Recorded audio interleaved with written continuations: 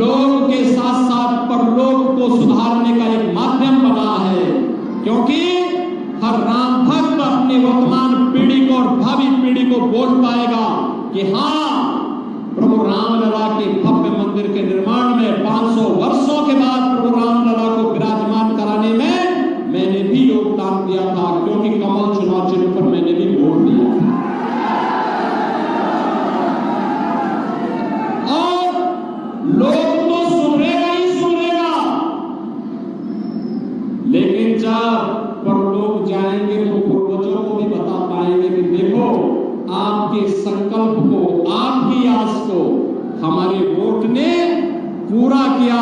अयोध्या में रामलला जो विराजमान हुए हैं ना, ये मोदी जी के नेतृत्व में, योगी जी जब प्रदेश के मुख्यमंत्री थे तब, लल्लू सिंह जी जब वहां के सांसद थे तब, सतीश शर्मा जब दरियाबाद के विधायक थे तब ही नहीं, बल्कि ये तब हुआ जब हमने वोट दिया। आप मुझे बताओ, लल्लू सिंह जी सांसद चुने जाते हैं तब मोदी जी प्रधानमंत्री बनते हैं ना? जब सतीश शर्मा विधायक बनते हैं तब मैं मुख्यमंत्री बनता हूं ना? एक राम भक्त उत्साहित है, उमंग में है, और दूसरी तरफ रामद्रोही है। वे ना दूसरे कहते हैं राम मंदिर बेकार बना। बहनों भाइयों, ये वही लोग हैं जो राम भक्तों पर गोलियां चलाते थे। ये वही लोग हैं जिनके समय में राम जन्मभूमि पर आतंकी हमला हुआ था। ये वही लोग हैं जो लोग राम भक्तों पर गोलियां चलाते हैं और आतंकवादियों पर दायर मुकदमों को वापस लेते हैं। ये वही लोग हैं जो कहते थे अयोध्या में परिंदा भी पर नहीं मार सकता। और बहनों भाइयों, जब आप अयोध्या गए होंगे दर्शन करने के लिए, आपने देखा होगा लाखों का जन सैलाब वहां दर्शन के लिए उमड़ा हुआ है। देख रहे हैं ना? देख रहे हैं ना? बहनों भाइयों, या तो रामद्रोही मोदी जी का विरोध कर रहा है या पाकिस्तान विरोध कर रहा है। दोनों के स्वर एक जैसे मिल रहे हैं इस समय, क्योंकि राम भक्त जो है वह राष्ट्र भक्त भी है।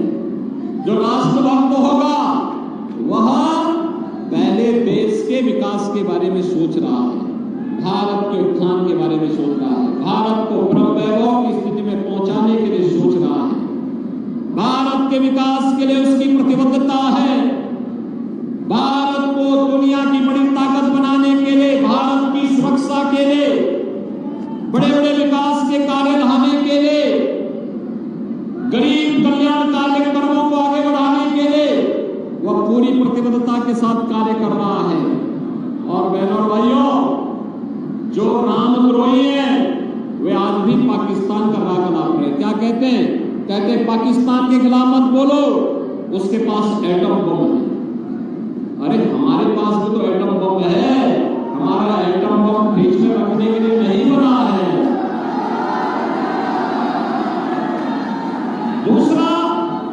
दूसरा हम ये भी बोलना चाहते हैं कि बहनों और भाइयों, एक तरफ एटम बम की धमकी से भारत के दुश्मनों के उत्साह को बढ़ाने का प्रयास कर रहे हैं, और दूसरी तरफ ये लोग राम मंदिर का विरोध करके आपको अपमानित करने का प्रयास कर रहे हैं।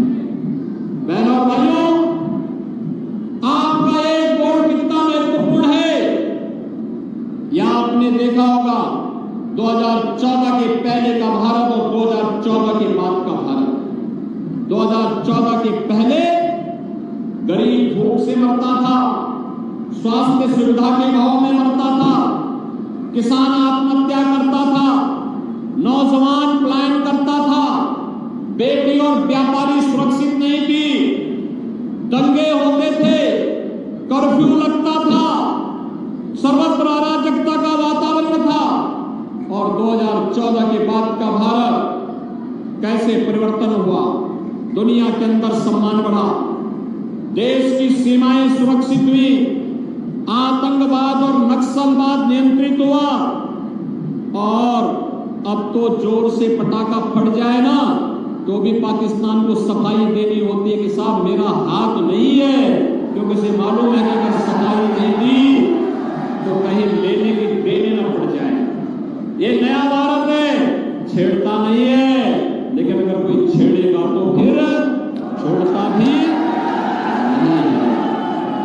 और बहनों और भाइयों, विकास के कार्य, हाईवे अयोध्या देखो ना, रेलवे की डबल लाइन से जुड़ गया, बॉम्बे स्टेशन अयोध्या का बन गया है। अयोध्या के अंदर जहां से जाओ 4 लेन 6 लेन से जुड़ गया है। इंटरनेशनल एयरपोर्ट बन गया है। एक तरफ अयोध्या में रामलला विराजमान हुए और दूसरी तरफ अयोध्या का अंतर्राष्ट्रीय एयरपोर्ट रामलला के उस समय के जिन्होंने रामलला को अपनी गाथा के माध्यम से जन जन तक पहुंचाया था, ऐसे त्रिकालदर्शी ऋषि महर्षि वाल्मीकि के नाम पर अयोध्या के एयरपोर्ट का नामकरण हुआ।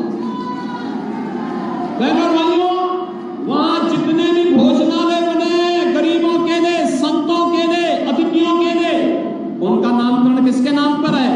माता सबरी के नाम पर। माता सबरी भीलनी थी, वनवासी थी, उनके नाम पर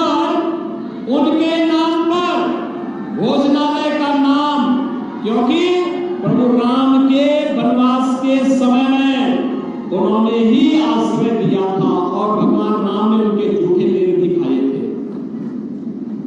और आश्रय स्थल जिनके हम रेन बसेरा कहते हैं, वो किसके नाम पे हैं? निषाद राज के नाम पर है। निषाद राज के नाम पर ये अयोध्या है। इंटरनेशनल एयरपोर्ट भी है, सड़कें 4 लेन और 6 लेन की है, भव्य दीपावली भी है। पहले माफिया हावी होते थे तो हम लोगों ने भी कहा प्रभु रामलला विराजमान हो रहे हैं तो जन जन में तो जय श्री राम होगा और माफिया और अपराधियों का राम नाम सत्य है ही होगा। हो गया ना? और बहनों भाइयों, राम नाम सत्य की गाथा के बाद अब हमें राम राज्य की परिकल्पना को साकार करना है। इसके लिए भारत को आत्मनिर्भर और विकसित भारत बनाना है। आत्मनिर्भर और विकसित भारत के लिए हम सबको भाजपा को जिताना होगा। जिताएंगे? जिताएंगे? बाहर के लोग भी, भाई बाहर के लोग इतनी जोर से खड़े हैं, जिताएंगे? लल्लू महाराज को कमल चुनाव चिन्ह पर जिताएंगे? मोदी जी को तीसरी बार प्रधानमंत्री बनाएंगे?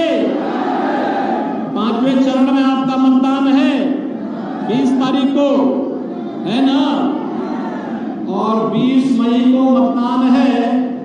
तो बहनों और भाइयों, मतदान के लिए आपको अभी से स्वयं मोदी जी का प्रतिनिधि बनना पड़ेगा। मोदी जी का प्रतिनिधि बनना पड़ेगा, योगी जी का प्रतिनिधि बनना पड़ेगा, स्वयं लल्लू सिंह बनना पड़ेगा। घर घर जाना होगा, एक एक व्यक्ति को अलग जगाना होगा और बोलना होगा वही जो देश के अंदर गूंज रहा है, जो राम को लाए हैं, जो राम को लाए हैं। क्या बोलेंगे? और उनको लाएंगे का मतलब कमल चुनाव चिन्ह का बटन। और बहनों भाइयों, ये उत्सव गांव-गांव में होना चाहिए, अवध क्षेत्र में तो हर जगह होना चाहिए। पूरी दुनिया अवध क्षेत्र का गुणगान गा रही है, पूरी दुनिया गा रही है। लल्लू जी की जीत, लल्लू सिंह जी की जीत पिछली बार से दुगने वोटों से होनी चाहिए। तब मेहनत हम सबकी सार्थक होगी, हम सबकी मेहनत तब सार्थक होगी। क्योंकि नहीं तो एक कांग्रेस और सपा के लोग गाली दे दे करके हम लोगों को पहले ही वैसे कटघरे में खड़ा करके रखे हुए हैं। पहले ये लोग इस प्रकार की बातें करते हैं, इसके बाद भी अगर हम लोगों को सफाई देनी पड़े बनेगी। बहनों और भाइयों, मोदी जी ने 10 वर्ष में बिना चेहरा देखे गांव, गरीब, किसान, नौजवान, महिलाएं, इन सब के विकास और उत्थान के लिए, उनके कल्याण के लिए कार्य किया। लगातार बिना रुके, बिना टिके, बिना झुके कांग्रेस और सपा की सरकार के समय गरीब भूख से मरता था। आज 80 करोड़ लोग फ्री में राशन की सुविधा का लाभ प्राप्त कर रहे हैं। और पाकिस्तान में जितनी आबादी है, उससे ज्यादा आबादी को गरीबी से उभारने का काम मोदी जी ने मात्र 10 वर्ष के अंदर हिंदुस्तान में किया। 60 करोड़ लोग, बहनों और भाइयों, हिंदुस्तान के अंदर फ्री में राशन की, फ्री में स्वास्थ्य बीमा का कवर प्राप्त कर रहे हैं। और अयोध्या में तो अब तो राजर्षि महाराज दशरथ के नाम पर भी मेडिकल कॉलेज का निर्माण हो गया है। बहनों और भाइयों, अयोध्या में यही नहीं हुआ, अब तो हर घर नल की योजना भी आपके घर में शुद्ध पानी पहुंचाने के लिए दिखाई दे रही है। एम्स बन रहे हैं, IIT बन रहे हैं, IIM बन रहे हैं, वर्ल्ड क्लास यूनिवर्सिटी बन रही है, नए नए उद्योग लग रहे हैं। और विकास के कार्य किस रूप में? गरीबों के लिए मकान भी 4 करोड़ मकान मिल गए हैं। और बाकी लोगों को अभी से आप बता दीजिए कि जितने लोग बाकी बचे होंगे, अगले 5 वर्ष के अंदर सबको एक एक मकान मिल जाएगा। जितने गरीब बचे होंगे, जितने गरीब के पास 10 करोड़ गरीबों को अब तक रसोई गैस के कनेक्शन मिल गए हैं। बाकी लोगों से कहिए कि जितने बचे होंगे कैंप लगा करके, फिर से अभियान चला करके सबको मिलेगा। 12 करोड़ किसानों को किसान सम्मान निधि का लाभ प्राप्त हो रहा है। 12 करोड़ घरों में शौचालय बन गए हैं। बहनों और भाइयों, जो कभी नहीं हुआ वो मोदी जी ने करके दिखाया है। और इसीलिए तो कह रहे हैं, ये कांग्रेस और सपा के लोग केवल लालच देते थे, गुमराह करने का काम कर रहे हैं। कितना झूठ बोलते हैं लोग। यानी दोनों लड़के क्या कहते हैं,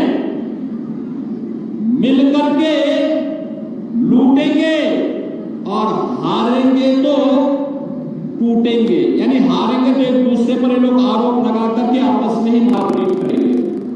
अपना तो जो करना होगा करें, लेकिन कम से कम देश को तो हम लूटे।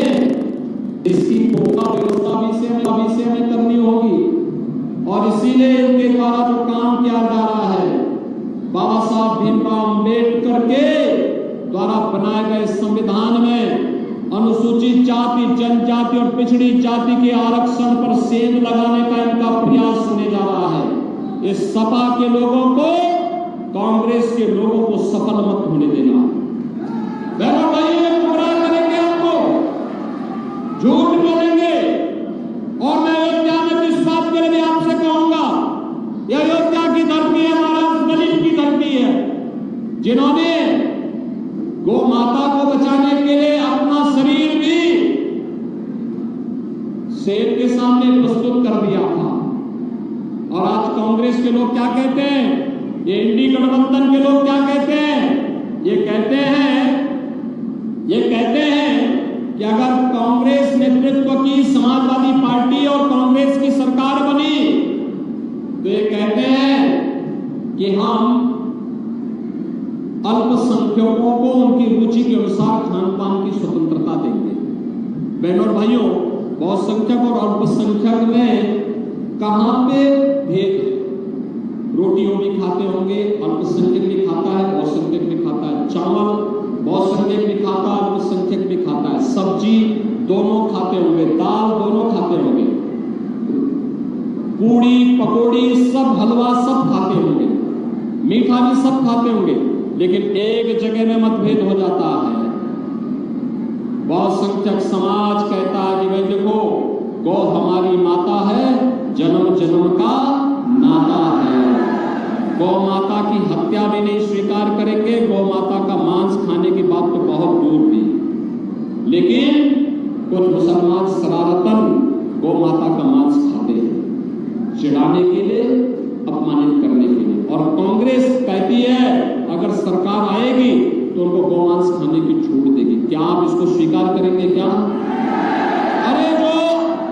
जो पुण्य मिला है अयोध्या में रामलला के विराजमान होने का, उस पुण्य को खोने की आवश्यकता नहीं। वह पुण्य बना रहे और ये पाप के भागीदार सब और कांग्रेस के लोग बनना चाहते तो बने, हम उनके पाप में भागीदार कतई न बने। और इसीलिए मैं आपसे कहने के लिए आया हूं, भाजपा ये है आत्मनिर्भर और विकसित भारत के लिए। आत्मनिर्भर और विकसित भारत का मतलब आत्मनिर्भर युवा, आत्मनिर्भर किसान, आत्मनिर्भर महिलाएं, आत्मनिर्भर समाज का हर तबका, हस्तशिल्पी भी होगा, कारपेंटर भी होगा, कारीगर भी होगा, समाज का हर तबका आत्मनिर्भर होगा। और विकसित भारत का मतलब राम राज्य की परिकल्पना जो प्रभु राम के समय अयोध्या के अंदर देखने को मिलती थी, उस